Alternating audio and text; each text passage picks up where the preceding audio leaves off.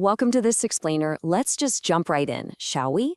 Today, we are unpacking a really powerful and honestly almost counterintuitive framework sourced from the Biblical Wealth Code. We're going to explore how to completely transform the way we view financial security. I mean, think about it. We spend so much time in the modern world just consumed by financial anxiety, right? Constantly refreshing our banking apps, constantly asking how to make more, more, more. But the source material we're looking at today shifts that entire paradigm. It moves us from modern anxiety to ancient, tested stewardship. It's all about building a foundation that doesn't just look good when the sun is shining, but actually holds up when a massive storm hits. Here is our blueprint for today.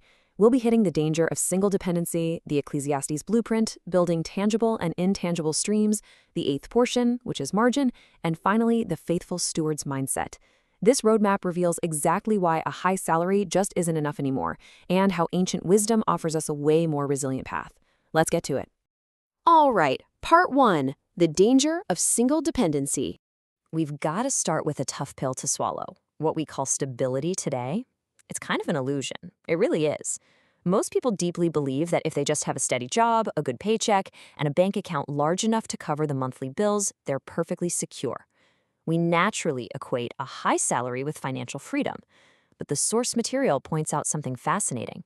Ancient wisdom doesn't call that security at all. It actually calls it dependency. Sure, if the money keeps rolling in, you feel safe. But that specific kind of stability is often just a fragile shell waiting to be shattered. Think about it. If your entire financial house is balancing on one single pillar, say one job or one major client, man, you are incredibly vulnerable. You are quite literally one industry disruption, one unexpected medical diagnosis, or one lost client away from total collapse. Imagine a professional earning a huge salary, living in a gorgeous home leased on credit. Now strip away that single income for just 60 days. The whole picture crumbles, doesn't it? True security is absolutely not what you have when everything is going perfectly well. True security is what remains standing when one source of income suddenly dries up. Moving on to part 2, Ecclesiastes and the blueprint. So what's the fix for this modern fragility? Well, it actually isn't some trendy new Silicon Valley life hack. It was written down over 3,000 years ago.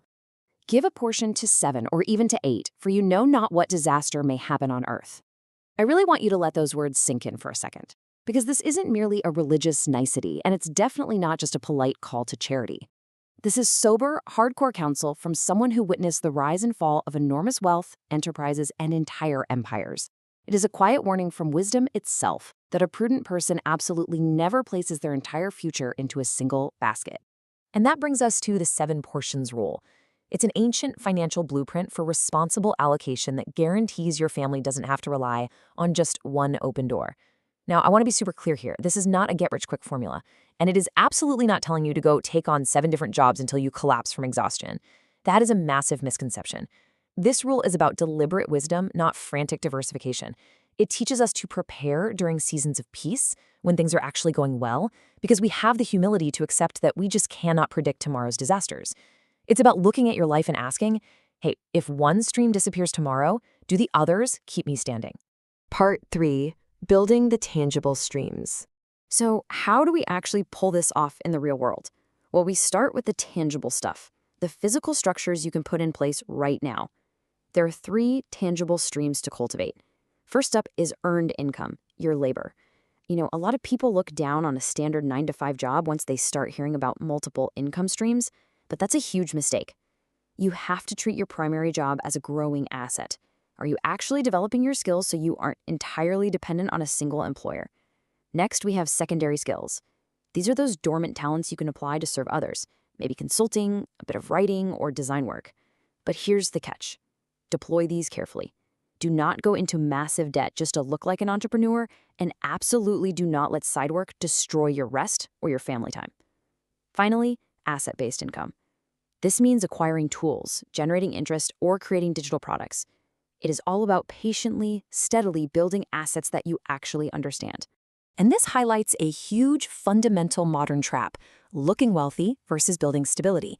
Buying status symbols on credit is wildly different from acquiring tools that produce actual, true cash flow. An expensive car does not pay your bills when times get tough.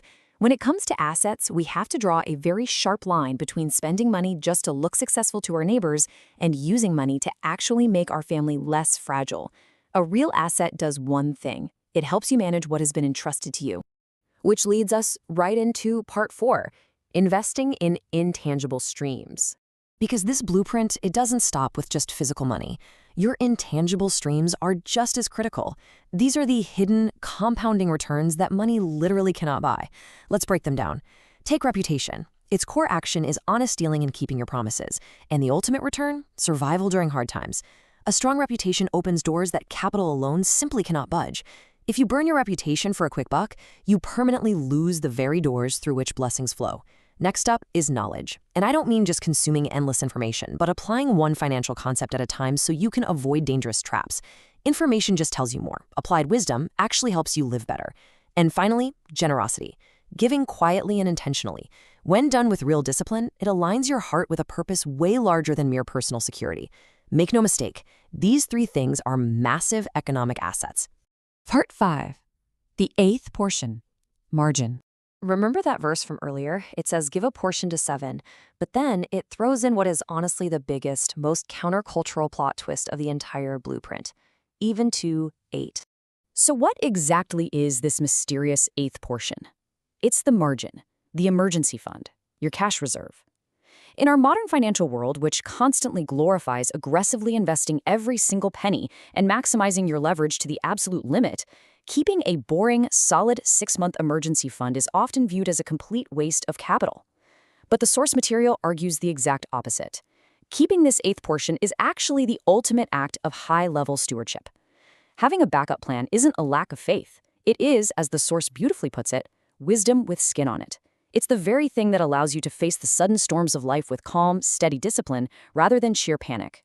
Let's play this out on a timeline. During seasons of peace, you're aggressively building your multiple streams and storing up your reserves. Why? Because fast forward to day 90 of a crisis, if a primary pillar suddenly falls, like a major job loss, that margin is right there to absorb the shock. Because you have that buffer, you get to respond in a completely different emotional register than someone who is trapped living paycheck to paycheck. Just like the historical account of Joseph storing grain during 7 years of abundance so they could survive 7 years of famine, true preparation means insulating yourself today so that during the years of scarcity, you don't just survive, you weather the unpredictable with grace. And finally, part 6, the faithful steward's mindset. To really bring this entire 8-part blueprint together, we need a massive mental shift in how we view absolutely everything we possess. You have to ask yourself, are you operating as a hopeful gambler or a faithful steward? The hopeful gambler is constantly driven by fear. They rely on blind assumptions that the good times are just going to roll on forever, and they are always asking how to get more.